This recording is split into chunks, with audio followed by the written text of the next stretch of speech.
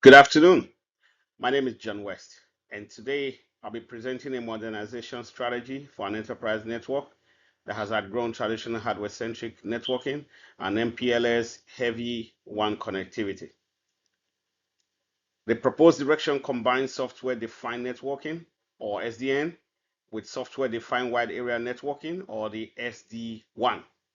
The objective is not to simply replace hardware, it is to create a networking system that is easier to operate, more resilient, more secure, and better aligned with organizations' growth and digital transformation goals. Executive summary. The central recommendation is a phased transition. SD-WAN should become the enterprise overlay for branch and wide area network traffic, while SDN principles and controllers should automate policy and segmentation within a data center and a campus environment. Existing PLS should remain during migration and can be retained for applications that genuinely require it. This approach reduces risk while allowing the organization to capture the benefits as early as possible. On the part of the current state network analysis, the existing environment is functional, but its architecture is increasingly difficult to scale. Each branch can require separate router, firewall, and secure decisions. The MPLS provides reliable private connectivity, but it can be expensive to expand or change. Broadband and LTE can provide lower cost resilience, but without centralized orchestration, they can remain underused or difficult to manage consistently. This is a network that depends heavily on manual operations. Major pain points. These pain points are interconnected. Cost increases because the company must maintain several connectivity models. Complexity increases the chance of configuration errors.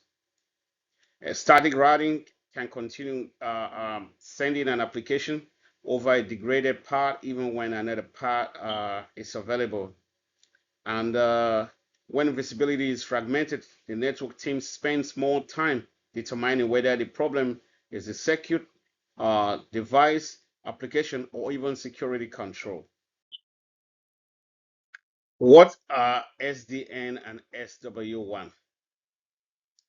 Uh, a useful way to explain the SDN to a non-technical audience is that traditional networking often asks administrators to configure many individual devices. SDN moves more decision making into software-based control and policy. The SDN1 applies the same philosophy to wide area network connection. Instead of treating MPLS, fiber cable, and LTEs as isolated circuit, SDN1 can evaluate them as a coordinated pool of transport option and select part according to policy and application requirements. The definition aligns with the architectural concept described by the Open Networking Foundation and the IETF. How the proposed model solve the problem. The key improvement is policy-based decision making. For example, voice and video can be assigned stricter performance requirements, while routine web traffic can use a lower cost broadband path. If a circuit fails, SDN1 can redirect traffic without waiting for an administrator to reconfigure every branch. This is especially valuable as the organization expands into cloud-based applications. Recommended high-level architecture. The architecture has three conceptual layers. First is the centralized management and policy. And second is the forwarding layer consisting of SD-WAN edges and the existing network infrastructure.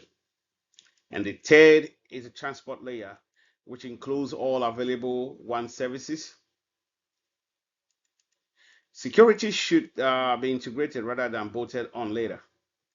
Within the campus and data center, SDN-based segmentation can provide consistent policy between users, workload, and applications.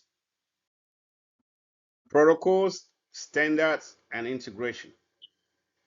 The design does not require abandoning established protocols. Existing OSPF or BGP can continue to operate in the underlay. Um, SD-WAN then creates an encrypted overlay across those transports. Uh, IPsec is commonly used for secure WAN tunnel. APIs allow orchestration systems to integrate with identity, cloud, monitoring, and automation platforms. The legacy monitoring, such as SNWP, can remain during transition while the organization adopts richer telemetry. Vendor and technology recommendations. I recommend Cisco as a primary enterprise platform because it can provide an integrated path from branch one to campus data center networking, while still supporting open standards and automation. Fortinet is a strong alternative when the organization wants SD-WAN and security tighter or tightly integrated into a security-focused appliance strategy. Um, VeloCloud is another mature alternative, particularly for organizations emphasizing cloud-centric WAN operations. The final vendor choice should follow a proof of concept, total cost analysis, security review, and existing skills assessment. A business case and expected benefits. The business case is broader than simply reducing circuit costs. The organization can reduce dependency on expensive private WAN services, but it also gains operational efficiency. A new branch can be deployed using a standardized configuration rather than requiring an engineer to manually configure every device. The network team also gains better visibility into performance. These benefits support growth without increasing operational efforts at the same time. Implementation roadmap. The roadmap deliberately starts with assessment. Before replacing circuit, the company should understand which applications truly requires MPLS-like characteristics and which can use broadband. The pilot should include different branch sizes and connectivity types. Migration should occur in waves. MPLS should remain available as safety nets until each site meets agreed stability and performance criteria. Risk management and change strategy. Technology projects can fail because of people and process problem, even when the technology is sound. I would establish a cross-functional migration team involving networks, security, cloud, application, service desk, finance, and our business representatives. Every migration wave needs success criteria and a rollback procedure. Training should begin before production deployment so the operation team owns the new environment rather than treating it as an external system. Leadership, innovation, and digital transformation.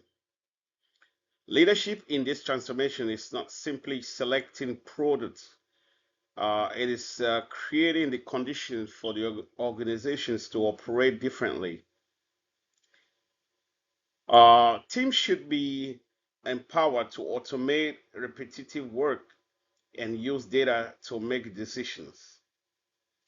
The network should become an enabler for cloud adoption, remote work, new branches, and digital services. I would measure access of sources through business outcomes, such as availability, deployment time, incident resolution, application performance, security events, and a total network cost. Success metrics and governance. The transformation should be managed with measurable outcomes, baseline current performance before migration, so the organizations can prove improvement. Important metrics include availability, latency, packet loss, time to deploy a site, incident response, and total cost. Governance should continue after deployment. SDN and SW1 are not one-time projects. They become part of the organization's operating model. In conclusion, the organization should not view this initiative as a simple hardware refresh. It is a shift from a manually operated network to a software-defined, policy-driven platform. The SD-WAN can make the WAN more resilient and cost-effective, while SDN can improve campus and data center automation and segmentation. My recommendation is to authorize the assessment and proof of concept first, then use measurable results to guide the production rollout. Thank you for watching.